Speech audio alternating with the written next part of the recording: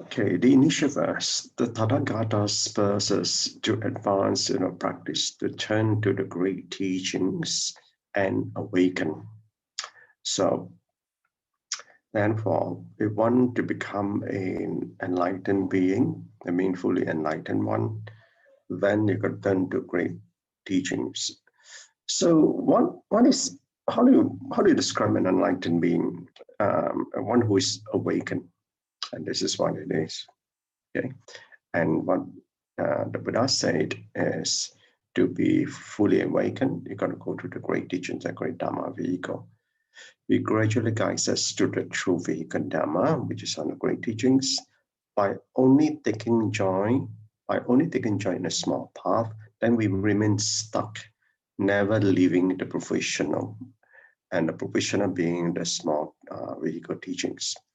Whenever Honored One revealed the truth, the four disciples regretted that they had remained in the provisional, but now they knew and understood. And so this is state that one has woken up to walk the bodhisattva path.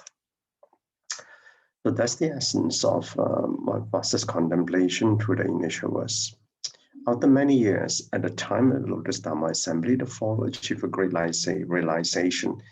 The purpose of seeking Dharma is to fulfill the great vow of saving sentient beings. And so this is what the Bodhisattva path is about. So what's the significance about this saving sentient beings? If you then go back the Bodhisattva vows, it's the first vow that to deliver all sentient beings. And that's the vow of Bodhisattva, so that samsara will become empty. And that's always been the aspiration of all the Bodhisattvas. So spiritual practice takes more than one lifetime. In fact, it takes innumerable lifetimes, just as much as there's some innumerable lifetimes that culminates to where we are today, since the beginningless of time. So then the Buddha said, we all intrinsically have the hero wisdom, Bodhisattva wisdom, and the Buddha wisdom, and so on.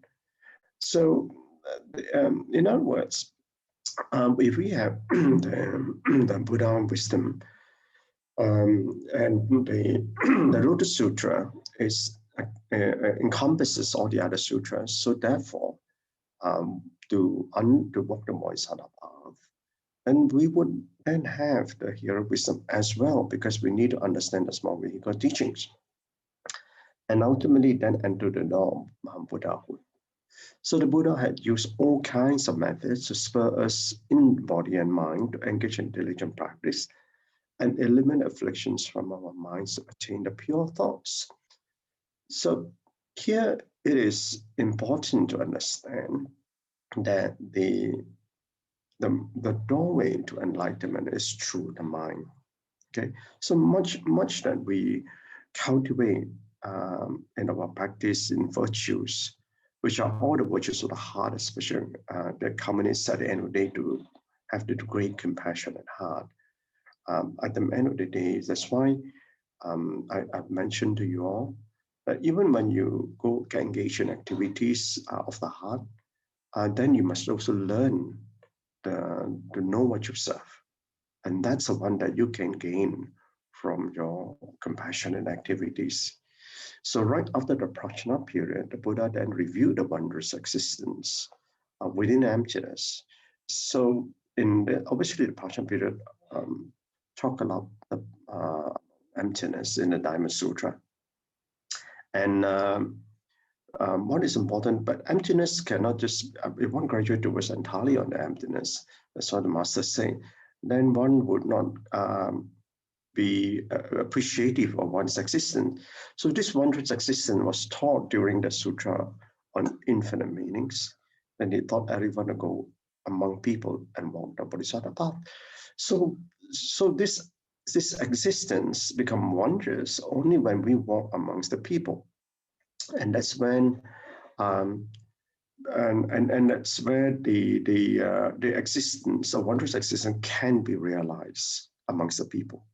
So when the Buddha was transitioning the beginner teaching, the Lotus Sutra, he first taught the Sutra of Infinite Meanings, which includes the 10 merits. If you do this, you will then earn these merits. So this is the part that if you then go back to the small vehicle teachings, and one who is just holding on to one's that particular state of enlightenment, but still have certain the afflictions have not been fully eliminated, then we then understand that wondrous existence amongst the masses, then open up to eliminate all the afflictions. And here is having that mind that is no longer afflicted by others. And that's about the true emptiness. And then by going amongst the masses, to then grow that virtues, and then that's where the 10 merits come in. That's where the wondrous existence is being referred to. So on the lessons learned, since we have a bit of time, I've done pick up 2 pages of this. Listening to the teaching is like this. We enter by slowly moving from small to great. And listening to the teaching, we see how infinite teachings fundamentally arise from one Dharma. And if you notice how Master has been teaching every chapter, and you notice that there always, and every lesson, there always be a reminder of all the past lessons, as for this reason. And because the same teaching at different time will give you a different meaning, because our consciousness will grow over time. So our understanding will go deeper. And that's the reason why all the most great Dharma teachers would do that. So the one Dharma is simple, but because of our Tao capabilities, the Buddha had to give a lot of teaching. So infinite teachings fundamentally arise from one Dharma. It's just it's the same way as one seed will blossom thousands of flowers. There needed to be many different ways of teaching the Dharma. When one teaching is given, a lot of thinking and considering must go into adapting it to the capability of sentient beings. Now, this is important to understand, because in the journey on the Bodhisattva path, let me see, number 7, the seven parameter. Beyond the 6 parameter, and if you grow towards the higher grounds of the Bodhisattvahood, is skillful means. And unless one have acquired the skillful means, when one guides someone without first understanding the capability of that of the listener, it will be hard. And then one will not then fully understand and fully benefit from the Dharma. So the principles must return to one Dharma. Obviously, one Dharma referring to the one's universal truth. After many teachings are expounded, all of them must be consolidated again to let everyone know that it is not that complicated. And it's consolidated again, meaning referring to all the teaching have been given in the under provisional teaching, consolidated into the Lotus Sutra. So we must use various methods to eliminate afflictions, but the goal is to return to our true nature, being the Buddha nature. So this is what the Buddha had done, and all the lessons that you will notice that Master has given. So at the Lotus Dharma Assembly, Sariputra asked the Buddha to teach 3 times, and this is called a 3 request. And this is an affirmation that the Buddha wanted from Sariputra that is ready, and then therefore where you see the aspiration to seek the Dharma.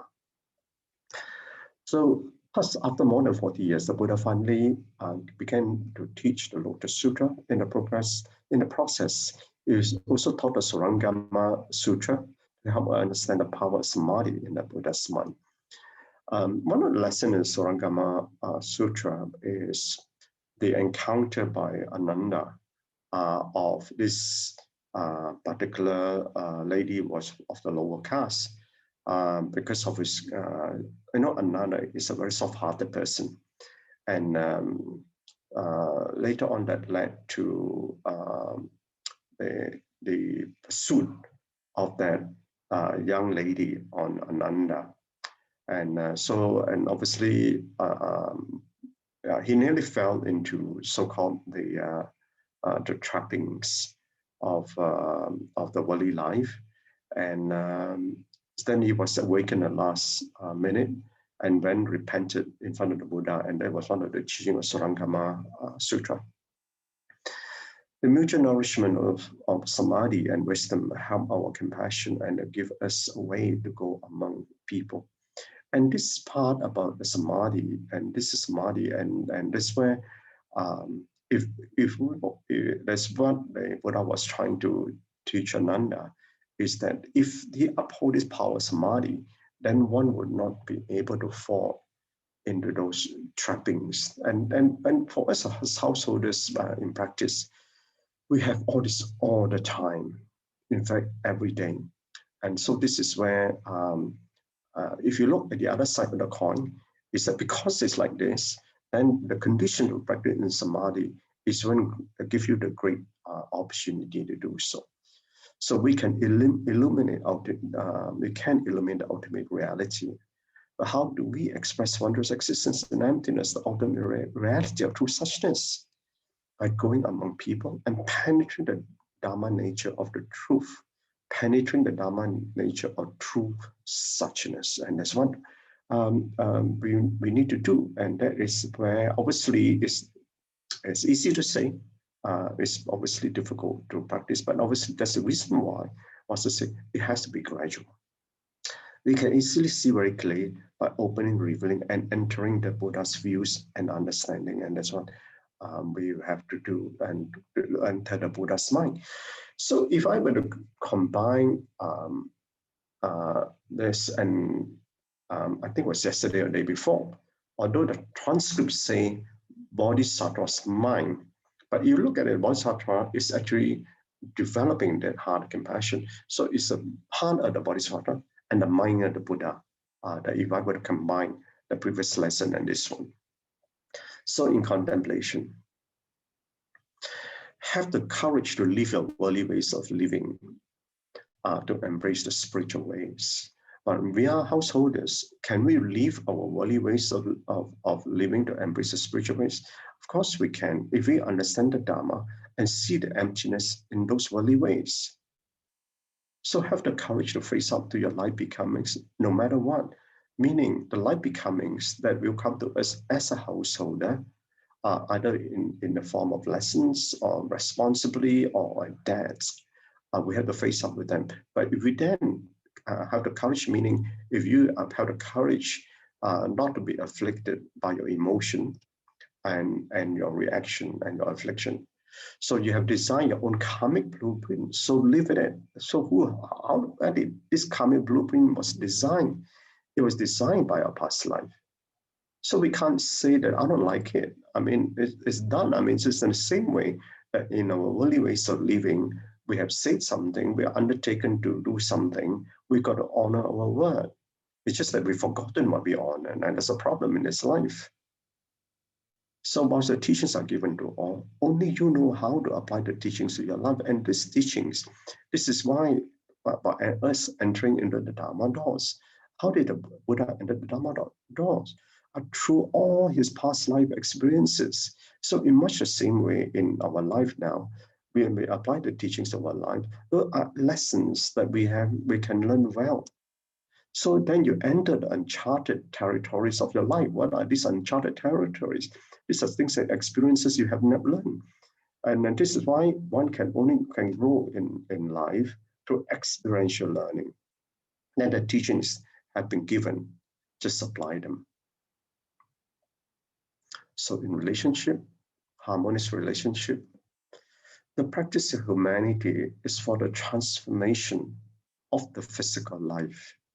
And that's why when I talk about humanity, practicing humanity, is why it's physical life, because of the body that we have, right? And that's why you say we do not hurt, and we do not, but there's obviously a lot of hurting that we do is physical hurting and mental hurting as well.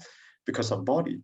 So to attain the good character, and what the humanity, or practice humanity, is to attain the good character so that one can be an exemplary practitioner. So to gain entry into the good practice. When you want to have good character, how can one be entering a good practice? So this good character must come before the entry into a good practice. So as to enter the path, to take on the committed practice of a disciple. So for one to take on discipleship, fundamentally, you must have a good character. You must have the good practice to enter the path. And then this disciple, why is it necessary? Because the discipleship is a serious commitment. And this commitment comes with the vows. And these vows about dealing with the characters, fundamentally, you don't change. And when having this basic fundamental good character, it's hard to become a disciple. So the good character is grown from harmonious relationships with people, animals, and the nature. And this is where how this character is grown. And then when one can get onto an efficacious practice. Okay, and then brothers and sisters, thank you. Please accept our deepest God and Brother Chin for another session of marvelous sharing. I think